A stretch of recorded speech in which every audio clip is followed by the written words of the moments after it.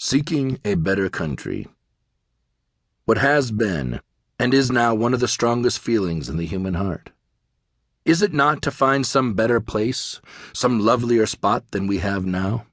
It is for this that men are seeking everywhere, and they can have it if they will. Instead of looking down, they must look up to find it.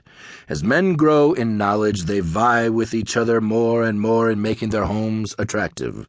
But the brightest home on earth is but an empty barn compared with the mansions in the skies. What is it that we look for at the decline and close of life? Is it not some sheltered place, some quiet spot where if we cannot have constant rest, we may at least have a foretaste of the rest that is to be? What was it that led Columbus, not knowing what would be his fate, across the unsailed western seas, if it were not a hope of finding a better country? This it was that sustained the hearts of the Pilgrim Fathers, driven from their native land by persecution as they faced an iron-bound, savage coast with an unexplored territory beyond. They were cheered and upheld by the hope of reaching a free and fruitful country where they could be at rest and worship God in peace. Somewhat similar is the Christian's hope of heaven, only it is not an undiscovered country, and in attractions cannot be compared with anything we know on earth. Perhaps nothing but the shortness of our range of sight keeps us from seeing the celestial gates all open to us, and nothing but the deafness of our ears prevents our hearing the joyful ringing of the bells of heaven. There are constant sounds around us that we cannot hear, and the sky is studded with bright worlds that our eyes have never seen.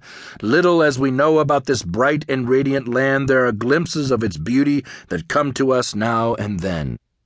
We may not know how sweet its balmy air, how bright and fair its flowers. We may not hear the songs that echo there through these enchanted bowers. The city's shining towers we may not see with our dim earthly vision, for death, the silent warder, keeps the key that opes the gates Elysian. But sometimes when adorned the western sky, a fiery sunset lingers, its golden gate swings inward noiselessly, unlocked by unseen fingers. And while they stand a moment, half ajar, gleams from the inner glory stream brightly through the azure vault afar and half reveal the story. It is said by travelers that in climbing the Alps the houses of far distant villages can be seen with great distinctness, so that sometimes the number of panes of glass in a church window can be counted. The distance looks so short that the place to which the traveler is journeying appears almost at hand, but after hours and hours of climbing it seems no nearer yet. This is because of the clearness of the atmosphere. By perseverance, however, the place is reached at last, and the tired traveler finds rest. So sometimes we dwell in high altitudes of grace. Heaven seems very near, and the hills of Beulah are in full view. At other times, the clouds and fogs caused by suffering and sin cut off our sight. We are just as near heaven in the one case as we are in the other, and we are just as sure of gaining it if we only keep in the path that Christ has pointed out. I have read that on the shores of the Adriatic Sea, the wives of fishermen, whose husbands have gone far out upon the deep, are in the habit of going down to the seashore at night and singing with their sweet voices the first verse of some beautiful hymn.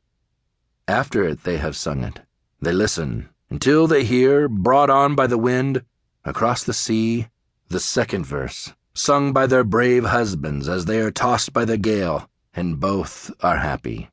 Perhaps, if we would listen, we too might hear on this storm-tossed world of ours some sound, some whisper, borne from afar to tell us that there is a heaven which is our home. And when we sing our hymns upon the shores of the earth, perhaps we may hear their sweet echoes breaking in music upon the sands of time and cheering the hearts of those who are pilgrims and strangers along the way. To keep listening to this audiobook, I've left you a link in the description so you can do it, at no cost thanks to Audible's 30-day free trial.